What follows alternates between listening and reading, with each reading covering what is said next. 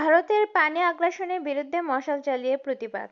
জাগো বাহে তিস্তা বাঁচাই স্লোগানে ভারতের পানি আগ্রাসনের বিরুদ্ধে তিস্তার অববাহিকা জুড়ে মশাল প্রজ্বলন করে প্রতিবাদ জানানো হয়েছে। মঙ্গলবার সন্ধ্যা ৭টার দিকে তিস্তা নদী রক্ষা আন্দোলনে ৪৮ ঘণ্টা কর্মসূচির অংশ হিসেবে ১১টি পয়েন্টে একসঙ্গে কয়েক লাখ মানুষ এই মশাল প্রজ্বলন করেন।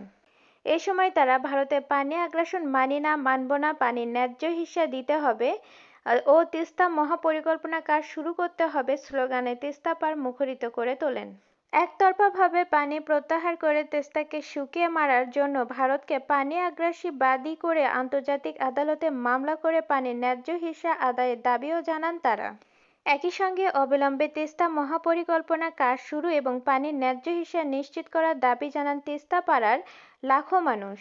কর্মসূচির শেষ পর্যায়ে এখন ১১টি পয়েন্টে চলছে সাংস্কৃতিক অনুষ্ঠান সহ নানা আয়োজন।